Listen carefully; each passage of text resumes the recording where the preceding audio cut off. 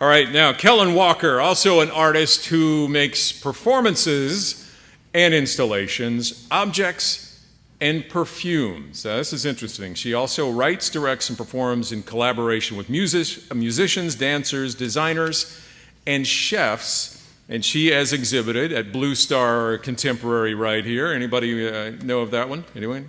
Blue Star? Nationally in Chicago, thank you. In Chicago, Kansas, and New York, and internationally in Finland. And in 2015, she was a finalist for the Institute of Art and Olfactions Award for experimental work with scent. She teaches in the Studio Art Expanded Media Department at Texas State University. Please welcome Kellen Walker.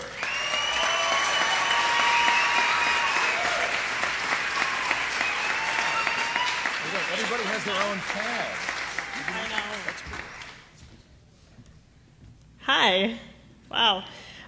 This would be the time, if you were one of the lucky ones, to take out this little Ziploc bag with like a scented piece of paper in it.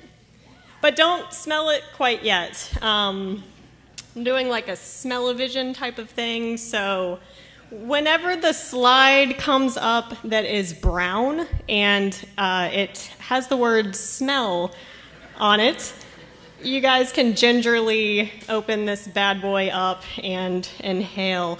Don't be afraid, though. This is not John Waters. So I guess I'm going to start this thing. Are y'all ready? Synesthesia, which is just a big-ass word for one sense triggering another sense. Some people hear music and they see a color. For Marcel Proust, it was a bite of the infamous Madeleine cookie that threw an image of his mother instantly in his brain. This color of blue, for me, triggers the tactile feel of a hoodie I borrowed from a friend a couple years back. And it was a really nice day. It was one of the best days of my life. Here I am in this particular sweater, about to hike one of the best trails in, Northern California, of course. And it's this blue that I'm wearing in this photo that triggers that feel, that geography, that moment.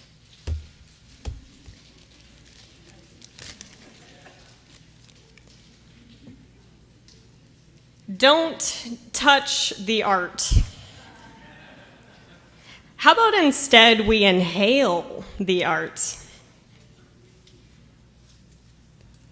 When I breathe this aroma in my lungs, I get sawdust, wood shop, labor, sweat, glue-ups, time, a respect for the material, slight repair, sharpening of knives and chisels, maintenance.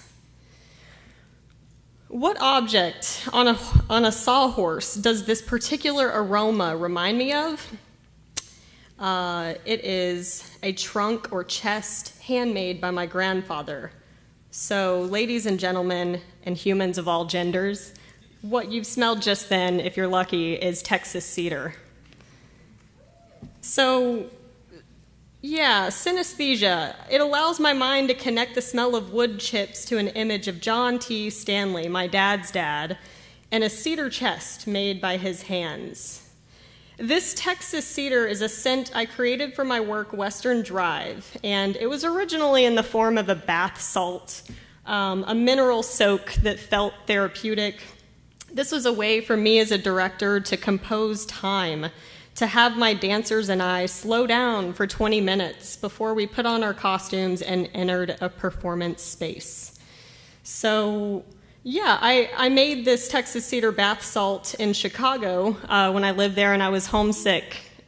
This smell transports me to the air and soil of where I claim I come from, north of the hill country in between Fort Worth and Abilene. Yeah, DFW. So a year passed, and I decided to move back south to this land I grew up in. Country girl moved back home, only this time not the pavement of suburbia where I graduated high school, but the rural ranch land off Western Drive. And I had a lot of time and good health on my hands, so I spent my days foraging native plants. This photo is me making handmade paper right here with scented materials. And basically, the paper you have in your hands is made from scratch with prairie grass I cut with machete and laboriously pulped, pulled, dried, and scented into what now is in your hands. If you can't tell, it was country as fuck out there. Not much to do, but watch the colors fade as the sun went down. I began to do meditative gestures with my body, things which connected me to the land, like fishing and watching birds. This is the choreography that got me to cutting down prairie grass and considering it material to make perfume blotters out of.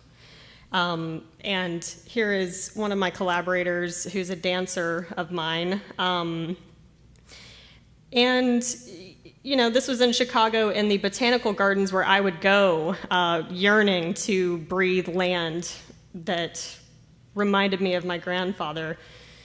So basically, what I wanted or craved in this urban Chicagoan environment was to instantly feel like I was on a hike.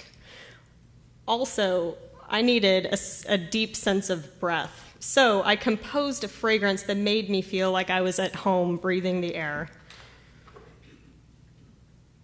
And what happens to wood shops? Let me just go back to that cedar chest that my grandfather made.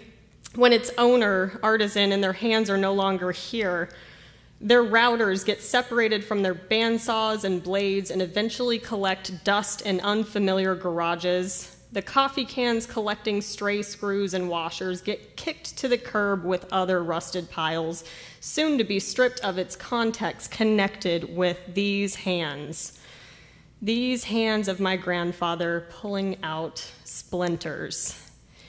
So yeah, this Texas cedar has to do with my grandfather John T. And even though the property off Western Drive has been sold, my parents bought more land across from the boat dock because it reminds us all so much of John T. and his wife, my grandmother, Iva Hart. That's her real name, too. It's crazy. So in the newest lakefront property, my parents now consider cutting down the least amount of trees to build. At most, we'll lose 2 trees, I can hear my mom say. This, to me, is inheritance. A passed down idea or thought that a gathering space should be surrounded by nature and loved ones in the air of trees, breathing together. So, thank you guys. If you want to take one more whiff, you can.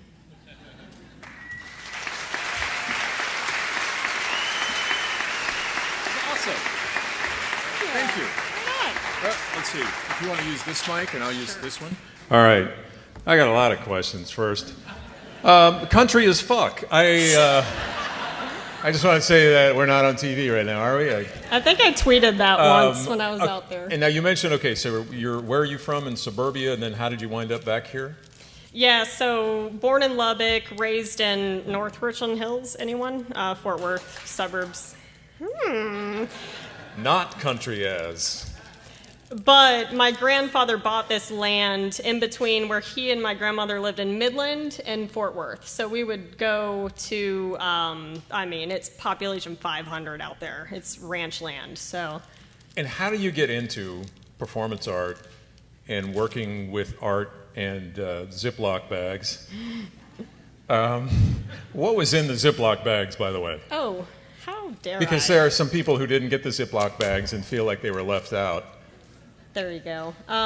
So it's a strip. It's what I call a perfume blotter strip. I'm sorry. It's a what? It's a perfume blotter strip. You'll see those at department stores. This okay. is like a minimalist approach, but it's actually, the paper is made from the land that I grew up in. So it's prairie grass forage. And where are your next works? Oh, Well, I have one coming up in Marfa for Chinati weekend. That's like the first weekend of October. And just if you guys want to go out there, look for Dead Moon Saloon. It's a speakeasy. That's where I and my collaborators will be. I'm directing and producing something really fun. And how long have you been doing this? I think Sorry, this is hard. my 7th year in making work. Yeah. And why are you now in San Antonio? Yeah, so I moved to Chicago and then came back to San Antonio. It was between here and Houston. Bless your heart. I love you, Houston, right now. But I went to undergrad at Texas State, and I just fell in love with this city. So Give her a hand. Incredible. Thank you. Iva Hart. That's her real name. Yeah. That's amazing. And where can people see your work now? Or find out more about you.